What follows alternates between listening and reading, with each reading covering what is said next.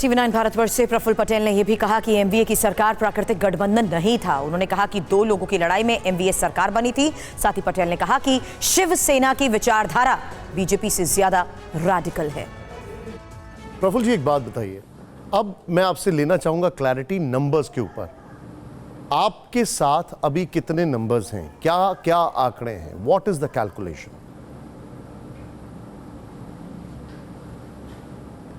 भाई देखिए, जब तक नंबर नहीं होते तो कोई ऐसा एक्शन होता क्या? जी, भरपूर मेजॉरिटी है और भी लोग अभी आने वाले बाकी है। जो कुछ 1-2 लोग विदेश में, उन्होंने भी फोन करके कह दिया है, बाकी भी लोग संपर्क कर रहे हैं। और इसलिए नंबर तो पूरा आंकड़ा पार हो चुका है। जो किसी भी तरह से आप सोचोगे कि नंबर की बात, तो बिल्कुल इसमें कोई आप मतलब प्रश्न चिन्ह ना लगाएं।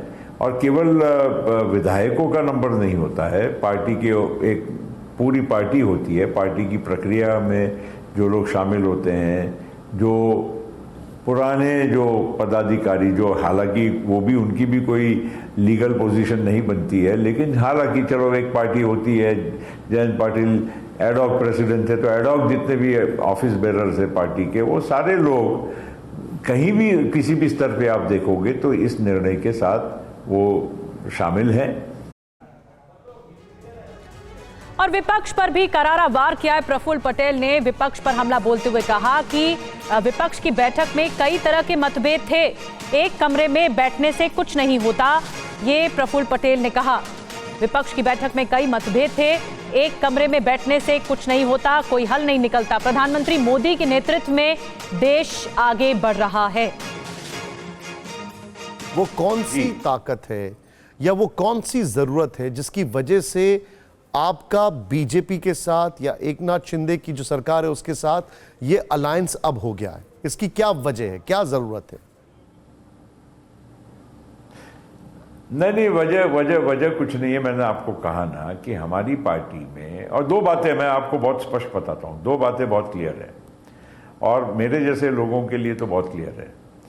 पहली बात तो यह है कि सबसे बड़ी बात कि आज देश में प्रधानमंत्री नरेंद्र मोदी जी के नेतृत्व में जो देश की प्रगति हुई है और हो रही है और आगे भी होगी, और जिस तरह से उन्होंने अच्छा एक कुशल प्रशासन नेतृत्व जो देश को प्रदान किया है, आज देश में, देश के बाहर भारत की जो एक मतलब सम्मान की जो एक नज़रिए से देखा जाता है, और स्टेबल गवर्नमेंट, ये सारी बातें महत्वपूर्ण हैं। दूसरी ओर जहाँ तक विपक्ष है, बिखरा हुआ है, बटा हुआ है, उस विपक्ष की भी जो परिस्थिति है, और मैं पटना गया था कुछ दिनों के पहले, वहाँ पर कई चीज़ों पे मतभेद हैं। और एक रूम में बैठ जाने से कोई ऑल्टरनेटिव पर्यायी सरकार और लोगों को बहुत खुशी होगी, ऐसी बात नहीं है।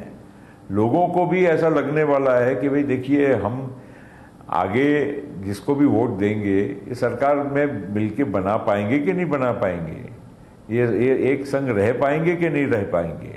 इनकी अभी जैसे कई पार्टियों में, प्रफुल्ल जी आप ये बड़ी बात बताइए, कई मुद्दों पर आज भी कह रहे हैं कि दिल्ली के ऑर्डिनेंस में कांग्रेस और आप में जो विपक्ष की बैठक हुई पटना में, क्या आप ये कह रहे हैं कि उसके अंदर भी बहुत जबरदस्त मतभेद हैं? क्या आप ये कह रहे हैं? ऑलरेडी वो तो नजर आ ही रहा है। आपने देखा नहीं क्या, दिल्ली के ऑर्डिनेंस पे कांग्रेस की व्यू एक अलग है, आपका पार्टी का अलग है। यूसीसी में, यूनिफॉर्म सिविल कोड में कई पार्टियों के अलग अलग मत आए हैं, अलग अलग विचार रख रहे हैं।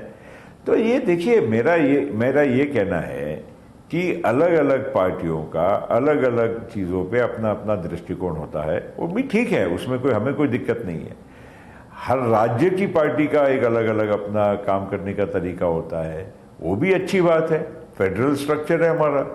मगर जब आप देश की जब बात करोगे और सबको एक लाने की बात करोगे, तो ये कैसे संभव होने वाला है? किस तरह से इतनी सारी पार्टियां एक जगह पर आके मिलजुल कर लोगों का विश्वास जुटाने वाली है?